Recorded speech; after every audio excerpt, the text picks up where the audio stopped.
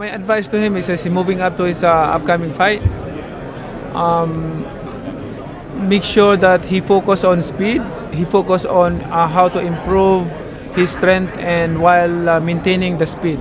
Canelo Crawford, good fight. Good fight. No. Canelo has advantage because Crawford moving up, but my advice to Crawford is like maintain the speed, improve the speed, and improve the strength.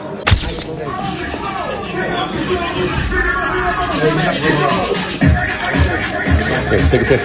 Okay, you take a pic.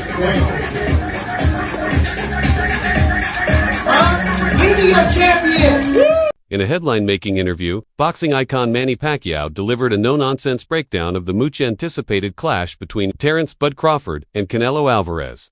With decades of championship battles across 8 weight divisions under his belt, Pacquiao dissected the looming showdown with the insight only a legend can offer. From power and pace to ring IQ and psychological warfare, he left no angle untouched. As the boxing world splits into camps over who has the edge, Pacquiao's take is already stirring debate, adding even more heat to an already electric matchup. If you were to fight, let's say Terence Crawford, what weight would you want to fight at? 147. 147 still? Yeah. All right, well, I think you might be watching this. This is going to make a little bit of news. Why don't you go ahead and challenge him right now? Because my natural weight is 140, so I mean I'm just moving up to 147, so it's not to getting hard to reduce. He says he wants to fight Canelo maybe at 168 pounds. Do you imagine him beating Canelo at that weight? I don't know. Let's wait. Manny Pacquiao didn't sugarcoat it. Jumping to weight classes to face Canelo Alvarez is a dangerous move for Terence Crawford. Speaking from the rare vantage of an 8-division world champion, Pacquiao made it plain. That's good for Canelo. He pointed to the raw size, strength, and knockout power Alvarez commands at 168 pounds, warning that Crawford's speed and technical brilliance might not be enough. According to Pacquiao, beating Canelo will take more than talent. It'll require razor-sharp footwork, supreme discipline, and the kind of physical evolution few fighters manage.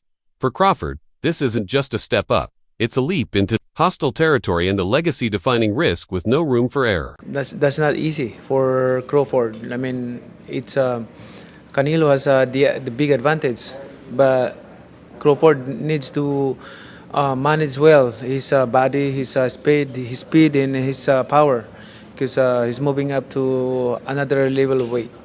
I asked this because you did it with Margarito. You went to 54. And people were like, oh my God, this guy's so big, Margarito. But your speed made the difference in that fight. Well, what advice would you give a smaller guy like Crawford to fight someone like Canelo who's a lot bigger and stronger? You know, preparing like that opponents, like is not only the speed, but you know the techniques that you can use in the fight. Like make sure that in your daily routine, training routine, like that, make sure that all the techniques, strategy, combination, like you know, it's accurate to your opponent's style. You know what I'm talking about? Like when you have a math exam tomorrow, you have to review right now a math subject. You don't need to review English subject or a science subject. You have to review math subject because tomorrow you're going to have a exam. You're going to exam a math subject. That's a hard exam. A historic collision is locked in for September 13, 2025, in Las Vegas, where Terence Crawford will leap to weight classes to face Canelo Alvarez for the undisputed super middleweight crown. The bout, set to stream live on Netflix, will unify the WBA, WBC, IBF, WBO, The Ring, and TBRB titles in one high-stakes night. Crawford, now 41-0 with 31 knockouts, has already dismantled elite names like Errol Spence Jr. and Israel Madden. A win would make him the first male fighter in the four-belt era to claim undisputed status in 3 separate divisions, a legacy move with history on the line. You've accepted this fight now, but in the previous years you said it doesn't interest you because you have nothing to gain and everything to lose. If he were to beat you, how damaging would that be to the Canelo brand? He's not gonna beat me. Don't worry about it. He's not gonna beat me. Don't worry about it. I think this fight is gonna be in the books of the history of boxing for sure. That's for sure. For sure, them belts coming with me. They coming home with me. When you say, I want Canelo, is there anybody in the camp that would say, you're not ready for this? That's a big boy. He's strong. That's a conversation. It's not just, oh man, you will whoop his ass. Like yes, that. man type stuff. I'm not worried about Canelo. I'm not thinking about Canelo. I'm just focused on Israel Majimov. In a small way, is this a stepping stone to your dream fight? I don't look at fights as stepping stones. It's about now. Canelo Alvarez remains the undisputed kingpin of the super middleweight division, entering the fight with a formidable, the 2nd of February 63 record in 39 knockouts. A 4-division world champion spanning junior middleweight to light heavyweight solidified his legacy by becoming the first undisputed super middleweight champion in 2021, after his decisive victory over Caleb Plant. With unmatched experience at 168 pounds and a career built on power, pressure, and calculated aggression, Alvarez stands as the immovable object Crawford must conquer. Listen, Canelo needs to understand he's a different fighter now. The deterioration is there. He's not the same guy. He's not that destroyer who's looking for knockouts early and keeps a pace and a pressure on you. He throws 30 punches around.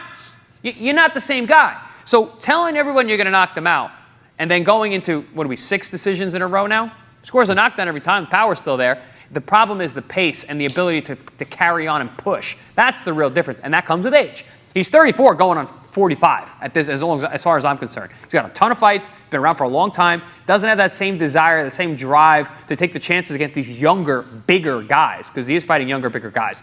So you got to keep that in mind as well. I'll say he is the hardest, for sure.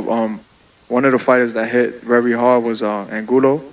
You know, he's a Cuban guy, and he punched very hard too, so I'll say both of them are like the same, but, you know, with Canelo, I was just mentally ready for his shots. You know, I already told myself, I know I'm going to get hit. I know I'm going to get hit on my chin, but it's, you know, I got to bite down on my mouthpiece and push. You know, and look what happened in the 3rd round. I got hit with a left hook. We'd be practicing in camp the whole time, you know, keeping my right hand to my chin, and I wound up just moving, and he connected right on my chin. And you see how I punched my glove. You know, that's like a thing for me when my last time when I got dropped, I was punching my gloves. 'Cause I'm like, damn, I got hit with a shot. I'm not supposed to be on the floor. But, you know, it comes with boxing. You know, the greats done got dropped, you know, got hurt. But it's about how you come back and respond. Boxing legend Juan Manuel Marquez didn't mince words when addressing Terence Crawford's leap to face Canelo Alvarez at super middleweight. While he praised Crawford's genius across 4 weight classes, Marquez questioned the wisdom of jumping into Canelo's territory. He cited Crawford's modest performance at 154 pounds and raised doubts about whether added muscle would erode his speed and rhythm. According to Marquez, unless Crawford finds surprising new strength, the natural size and power of Alvarez at 168 lbs could prove overwhelming. His verdict, this isn't just risky, it's a fundamental violation of boxing's weight class logic. I don't like the fight because Terence Crawford is a good fighter, but in the sport of boxing, it has divisions. You know what I mean? You know? Right, weight classes. You know what? Right? Yeah, weight classes for a reason. Weight classes for And Terence Crawford is a good fighter in super lightweight, welterweight, super welterweight, but I think more. I remember when Terence Crawford fought with Madrimov. Yes. He looks slow. He looks with no power. And 3 more divisions, 2 more divisions. I think it's a top fight for Terence Crawford. But Terence Crawford is a great fighter. He has a great defense. He has a good combination of punches. But I think the weight class is no good for him.